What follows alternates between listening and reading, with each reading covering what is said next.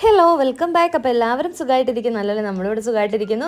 അപ്പോൾ ഇന്ന് ഒരു ഓർഡറുള്ള ദിവസത്തെ വിശേഷങ്ങളാണ്. പ്രത്യേകിച്ച് നമ്മൾ ആദ്യമായിട്ടാണ് ലഞ്ച് നമ്മൾ ഓർഡർ എടുക്കുന്നത്. അപ്പോൾ ലഞ്ചിന് ഇന്ന് ഗീ റൈസും ചിക്കൻ റോസ്റ്റും പനീർ ബട്ടർ മസാലയൊക്കെയാണ് നമ്മൾക്ക് കൊടുക്കാനായിട്ടുള്ളത്. അപ്പോൾ അതൊക്കെ ഒന്ന് ഉണ്ടാക്കേണ്ടതുണ്ട്. അപ്പോൾ രാവിലെ എഴുന്നേറ്റ് ചെറിയൊരു ത്രോട്ട് പെയിൻ ഉള്ളതുകൊണ്ട് ഒരു ജിഞ്ചർ ടീ ഒക്കെ കുടിച്ചു. അമ്മയാണെങ്കിലും ചായ കുടിച്ചുകൊണ്ട് സവോളയൊക്കെ ഒന്ന് ക്ലീൻ ചെയ്യുവാണ് കേട്ടോ.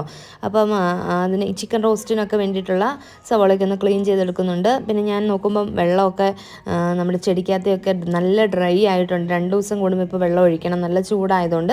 അപ്പോൾ അതിന് വേണ്ട വെള്ളമൊക്കെ ഞാനൊന്ന് ഒഴിച്ചു കൊടുത്തു. അത് കഴിഞ്ഞ് വീണ്ടും കിച്ചണിലേക്ക് വന്നിട്ട് നമ്മുടെ ജോലികളൊക്കെ സ്റ്റാർട്ട് ചെയ്യാണ് കേട്ടോ. അപ്പം ഇന്ന് പനീർ ബട്ടർ മസാലയും ചിക്കൻ റോസ്റ്റും ഗീ റൈസും ആണ് കൊടുക്കാനായിട്ടുള്ളത്. അപ്പോൾ ആദ്യമേ പനീർ ബട്ടർ മസാല ഉണ്ടാക്കി വെക്കാമെന്ന് വിചാരിച്ചു. അപ്പോൾ പനീർ ബട്ടർ മസാലയുടെയും ഗീ റൈസിൻ്റെയും ഒക്കെ റെസിപ്പി ഞാൻ പലതവണ പോസ്റ്റ് ചെയ്തിട്ടുള്ളതാണ്. ആർക്കെങ്കിലും വേണമെന്നുണ്ടെങ്കിൽ 3D family vlogs paneer butter masala അതുപോലെ ഗീ റൈസ് എന്നൊക്കെ സെർച്ച് ചെയ്ത് കഴിഞ്ഞാൽ നിങ്ങൾക്ക് കിട്ടും കേട്ടോ.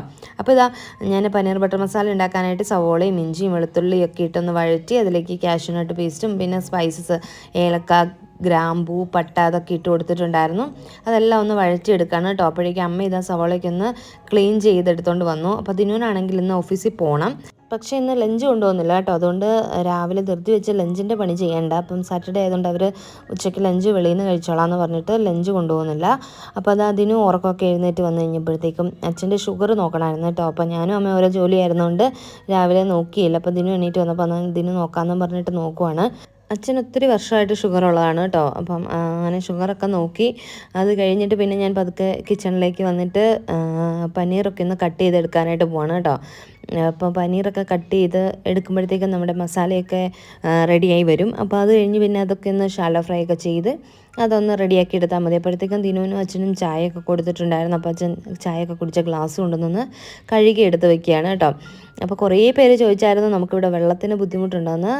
ഇതുവരെ നമുക്ക് ഒരുപാട് ബുദ്ധിമുട്ടായിട്ട് വന്നിട്ടില്ല.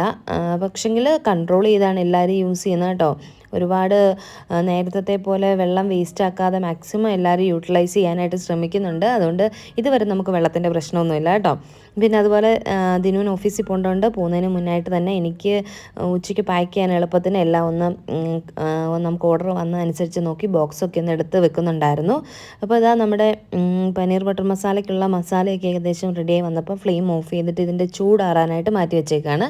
അപ്പോൾ ദിനു പോകുന്നതിന് മുന്നേ തന്നെ ലിസ്റ്റ് നോക്കിയിട്ട് ഓരോ ഫ്ലാറ്റ് നമ്പരും അതിന് വേണ്ട കവറും ഒക്കെ ഒന്ന് കറക്റ്റായിട്ട് എഴുതി വെക്കുന്നുണ്ട്. അപ്പോൾ എനിക്കത് പാക്ക് ചെയ്യുന്ന സമയത്ത് ഭയങ്കര ഈസി ആയിരിക്കും. അല്ലാന്നുണ്ടെങ്കിൽ കുക്കിംഗ് എല്ലാം കഴിഞ്ഞ് പാക്കിംഗ് ഒക്കെ ആകുമ്പോഴത്തേക്കും ഭയങ്കര ടെൻഷനും സ്ട്രെസ്സും ഒക്കെ കൂടെ ആവും, നമ്മൾ ടയേർഡും ആകും. അപ്പോൾ അത്രയും ചെയ്ത് വെച്ചിട്ട് പോകാമെന്നും പറഞ്ഞ് ദിനു അതെല്ലാം ചെയ്ത് വെച്ചിട്ട് പിന്നെ കുളിക്കാനായിട്ട് പോയി. അപ്പോഴേക്കും നമ്മുടെ മസാലയൊക്കെ റെഡി ആയപ്പോൾ പിന്നെ അതിലേക്ക് പനീറൊക്കെ ഇട്ടൊന്ന് ഷാലോ ഫ്രൈ ചെയ്യാണ്. പിന്നെ ഇതാ സ്മൂത്തി, എനിക്കും ദിനുവിനും ഓട്സ് സ്മൂത്തി ആയിരുന്നു രാവിലെ ബ്രേക്ക്ഫാസ്റ്റ്. അപ്പോൾ അങ്ങനെ ഞങ്ങൾക്കുള്ള സ്മൂത്തി ഉണ്ടാക്കി. പിന്നെ ഇതാ പനീർ ബട്ടർ മസാലയൊക്കെ ഇവിടെ റെഡി ആയി വരുന്നുണ്ട്. അതിലേക്ക് പനീർ ഗ്രേവിയിലേക്ക് പനീറൊക്കെ ഒന്ന് ഷാലോ ഫ്രൈ ചെയ്തിട്ട് കൊടുത്തിട്ടുണ്ട്. ഇനിയിപ്പോൾ അതിലേക്ക് കുറച്ച് ബട്ടറും കൂടെ ആഡ് ചെയ്ത് കഴിഞ്ഞാൽ നമ്മുടെ പനീർ ബട്ടർ മസാല റെഡി ആയിട്ടുണ്ട് കേട്ടോ. ക്രീം എല്ലാം ആഡ് ചെയ്തിട്ടുണ്ടായിരുന്നു. പിന്നെ അതിൻ്റെ കൂട്ടത്തിൽ തന്നെ ഞാനിതാ ചിക്കൻ റോസ്റ്റും കൂടെ ഉണ്ടാക്കാനായിട്ട് തുടങ്ങുകയാണ് രാവിലെ തന്നെ. അപ്പോൾ ചിക്കൻ റോസ്റ്റിന് ഇഞ്ചിയും വെളുത്തുള്ളി പേസ്റ്റൊക്കെ ഞാൻ ആദ്യമേ ഒന്ന് നന്നായിട്ടൊന്ന് എണ്ണയ്ക്കകത്തിട്ട് വഴറ്റിയെടുക്കുകയാണ്. അതിൻ്റെ ആ ഒരു ടേസ്റ്റ്, പച്ച ടേസ്റ്റ് ഉണ്ടല്ലോ, അതൊന്ന് മാറി വരാൻ വേണ്ടിയിട്ട്. അപ്പോഴേക്ക് ദിനു ഓഫീസിലേക്ക് പോകാനായിട്ട് റെഡി ആയിട്ട് വന്ന് സ്മൂത്തിയൊക്കെ കുടിച്ചിട്ട് ഓഫീസിലേക്ക് പോകാനായിട്ട് ഇറങ്ങുകയാണ് കേട്ടോ. പാത്തുവാണെങ്കിൽ നല്ല ഉറക്കമാണ്. അവധി ആയതുകൊണ്ട് തന്നെ കുറച്ച് ലേറ്റായിട്ട് എണീക്കുള്ളെന്നും പറഞ്ഞാൽ കിടന്നത് തന്നെ. അപ്പോൾ അങ്ങനെ അവൾ നല്ല ഉറക്കത്തിലാണ്. പിന്നെ ഇതിന് ഓഫീസിലേക്ക് പോയി കഴിഞ്ഞപ്പോഴത്തേക്കും ചിക്കൻ വെക്കാനായിട്ടുള്ള കാര്യങ്ങളൊക്കെ ചെയ്യുകയാണ്. സവോളയെല്ലാം അമ്മ അരിഞ്ഞ് തന്നിട്ടുണ്ടായിരുന്നു, ഒക്കെ ഇട്ടൊന്നും നന്നായിട്ടൊന്ന് വഴറ്റിയെടുക്കുകയാണ് കേട്ടോ. പിന്നെ ഇഞ്ചിയും വെളുത്തുള്ളിയൊക്കെ അമ്മ ക്ലീൻ ചെയ്ത് വെച്ചിട്ടുണ്ടായിരുന്നൊക്കെ ഒന്ന് പേസ്റ്റാക്കി അത് പിന്നെ ടിന്നിലേക്കൊക്കെ ഒന്ന് മാറ്റുകയാണ്. അപ്പം നമ്മൾ സവോളയൊക്കെ ആണെങ്കിലും പലതായിട്ടാണ് അരിഞ്ഞത്. ചിക്കന് ഒരു സെറ്റ്, പിന്നെ ഗീ റൈസിന് ഒരു സെറ്റ്, പിന്നെ പനീർ ബട്ടർ മസാലയ്ക്ക് സെപ്പറേറ്റ്, അങ്ങനെ ഓരോന്നും വേണ്ടതനുസരിച്ചിട്ട് നമ്മൾ മനസ്സിലിങ്ങനെ പ്ലാൻ ചെയ്ത് അതിന് വേണ്ടത് ഇത്ര, അങ്ങനെ എല്ലാം കൂടെ ഒന്നിച്ച് ക്ലീൻ ചെയ്ത് പലതായിട്ട് ഇങ്ങനെ അരിഞ്ഞെടുക്കുകയാണ് കേട്ടോ. അപ്പം പിന്നെ ഗീ റൈസിന് വേണ്ട കാഷ്യൂനട്ടും സവോളയൊക്കെ ഒന്ന് ഫ്രൈ ചെയ്തെടുക്കുകയാണ്. നമ്മളിങ്ങനെ ഓരോ കാര്യങ്ങൾ ചെയ്യുമ്പോഴും നമുക്കൊരു പ്ലാനിങ് ഉണ്ടെങ്കിൽ ഇന്ന ജോലി ഇന്ന സമയത്ത് ചെയ്യുക, അല്ലെങ്കിൽ ആ കൂട്ടത്തിൽ ഇതിങ്ങനെ ചെയ്താൽ എളുപ്പമാകും, അങ്ങനെയൊക്കെ ഒരു പ്ലാനിങ് ഉണ്ടെങ്കിൽ നമുക്ക് വലിയ ടെൻഷനോ സ്ട്രെസ്സോ ഒന്നും ഇല്ലാതെ നമ്മുടെ ജോലികൾ തീർക്കാനായിട്ട് പറ്റും. പിന്നെ ഇതാ മസാലയ്ക്ക് വേണ്ട പൊടികളെല്ലാം ഇട്ട് കൊടുത്തിട്ട് മസാലയൊക്കെ ഒന്ന് റെഡിയാക്കി എടുക്കുകയാണ്. ആ പച്ച ടേസ്റ്റൊക്കെ ഒന്ന് മാറാനായിട്ട് നന്നായിട്ടൊന്ന് വഴറ്റിയെടുക്കുന്നുണ്ട് കേട്ടോ. ഒരു 3-4 മിനിറ്റെങ്കിലും ഞാനിതിങ്ങനെ ഒന്ന് വഴറ്റിയെടുത്തിട്ടുണ്ടായിരുന്നു. കാരണം ആ മസാലയുടെ ടേസ്റ്റ് വരാതിരിക്കാൻ വേണ്ടിയിട്ട്. അങ്ങനെ സവോളയൊക്കെ നന്നായിട്ടൊന്ന് വഴറ്റിയെടുത്ത് അതിൻ്റെ കൂട്ടത്തിൽ തന്നെ ഇപ്പുറത്ത് പാത്തുവിന് ദോശ ചുടാനായിട്ട് വെച്ചിട്ടുണ്ട്. പാത്തു എഴുന്നേറ്റിട്ടുണ്ടായിരുന്നു. അപ്പോൾ അവളെ കൊണ്ടുപോയി അമ്മയും അച്ഛനും കൂടെ പല്ലൊക്കെ തേപ്പിച്ച് റെഡിയാക്കി കൊണ്ട് എടുത്തിട്ടുണ്ട്. അപ്പോൾ അവൾക്ക് നെയ് റോസ്റ്റ് മതി എന്ന് പറഞ്ഞിട്ട് അവൾക്ക് നെയ് റോസ്റ്റാണ് കേട്ടോ ആക്കി കൊടുത്തത്. പിന്നെ പനീർ ബട്ടർ മസാല ഉണ്ടാക്കിയതുകൊണ്ട് അവൾ ആ നെയ് റോസ്റ്റും പനീർ ബട്ടർ മസാലയും കൂടെ കൂട്ടി കഴിച്ചിട്ടുണ്ടായിരുന്നു. അവൾക്ക് ഇഷ്ടമുള്ള കറിയാണ് കേട്ടോ പനീർ ബട്ടർ മസാല. അപ്പോൾ അവൾ അത് കഴിക്കുകയാണ്. അവൾക്കും ചെറിയൊരു കോൾഡൊക്കെ ഉണ്ടായിരുന്നു. അതിപ്പം ഇവിടുത്തെ ക്ലൈമറ്റൊക്കെ മാറി ഭയങ്കര ചൂടായെന്ന് ഞാൻ പറഞ്ഞില്ലേ. അപ്പോൾ ആ ഒരു ക്ലൈമറ്റിൻ്റെയാണ് എല്ലാവർക്കും ജലദോഷവും കഫക്കെട്ടും തൊണ്ടവേദന അങ്ങനെയുള്ള അസുഖങ്ങളൊക്കെ എല്ലാവർക്കും തന്നെ ഉണ്ട് കേട്ടോ ഇവിടെ. അപ്പോൾ ഇതാ ചിക്കൻ മാരിനേറ്റ് ചെയ്ത് നേരത്തെ വെച്ചിട്ടുണ്ടായിരുന്നൊക്കെ ഗ്രേവിയിലേക്ക് ഇട്ട് കൊടുത്തിട്ടുണ്ട്. തക്കാളിയൊക്കെ ഇട്ടിട്ടുണ്ടായിരുന്നു ഗ്രേവിക്കകത്ത്.